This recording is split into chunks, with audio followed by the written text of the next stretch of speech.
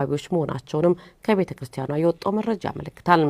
አስመራጭ ኮሚቴ በሚል የተመረጡት ደግሞ አቡነ ሳዊሮስ፣ አቡነ ማርቆስ፣ አቡነ ሄኖክ፣ አቡነ ኤርሚያስ፣ አቡነ ናትናኤል፣ አቡነ ሕርያቆስና አቡነ ሩፋኤል መሆናቸውን ታውቋል። የአስመራጭ ኮሚቴ በሚል የተሰየመው ቡድን ደግሞ ከቤተ ክርስቲያን ይልቅ የመንግስትን ፍላጎት ለማስከበር ሲረባረብ የነበረው ቡድን ዋነኛ አካል መሆኑንም የኢትዮ 360 የቤተ ክርስቲያኗ ምንጮች ሳይጠቁሙ አላለፉም። ይሄ ቡድን ጥናት አድርጎ በሰኔ መጨረሻ ያቀርበዋል የተባለው ውጤትም ከወዲሁ ከባድ ጥርጣሬን ፈጥሯል ሲሉ ምንጮቹ ገልጸዋል። ምንጮቻችን አክለው እንደገለጹት በኦህዴድ ቀጥተኛ ትዕዛዝ ሲኖዶሱ በአማራ ክልል የትኛውም ችግር ያለበት ቦታም ቢሆን እንዳትሾሙ ሲል የሰጠውን ትዕዛዝ ማስከበር መቻሉ መጪው ጊዜ ለቤተ ክርስቲያኗ አሳሳቢ እንደሆነ አመላካች ነው።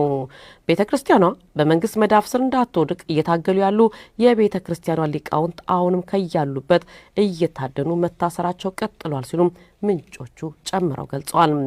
ይህ በእንዲህ እንዳለ ደግሞ ማህበረ ቅዱሳን የቴሌቪዥን እገዳውን አስመልክቶ ለኢትዮጵያ መገናኛ ብዙሃን ቦርድ የቅሬታ ደብዳቤውን ማስገባቱንም ምንጮቹ አመልክተዋል። ይህ በእንዲህ እንዳለ የሀገሬ ቴሌቪዥን ስራ አስኪያጅ ዲያቆንና መምህር ብርሃኑ አድማሴ ከታፈኑበት ሲለቀቁ ጋዜጠኛ ተመስገን ደሳለኝ ደግሞ ስትፈለግ ትመጣለህ በሚል ወደ ቤቱ እንዲመለስ መደረጉን የኢትዮ 360 ምንጮች ገልጸዋል። አሁን ላይ የኦህዴዱ አገዛዝ ዋነኛ ትኩረቱን በመገናኛ ብዙሃን ላይ አድርጓል የሚሉት ምንጮቹ አሁንም የመገናኛ ብዙሃን ኃላፊዎችን አፍኖ በመውሰድና በማስፈራራት ላይ መሆኑንም ሳይጠቁሙ አላለፉም።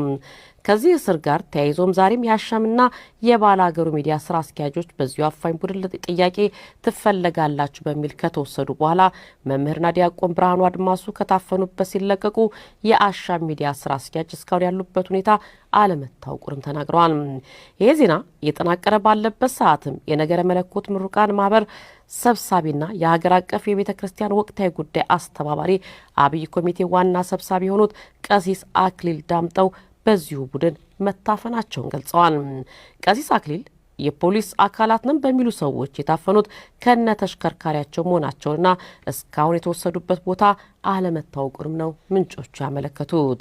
እያንዳንዱን የመገናኛ ብዙሃንን ጭምር ሌሎች ጋዜጠኞችን በተለይ የአማራ ተወላጅ የሆኑ ጋዜጠኞችን አስሮ የሚያሰቃየው አካል ትላንት ጋዜጠኛ ተመስገን ደሳለኝን በኦህዴዱ ኃይል አስከብቦ ከወሰደ በኋላ ማምሻውን ወደ ቤቱ እንደመለሰው ኢትዮ 360 በመረጃው ይፋ ማድረጉ ይታወሳል።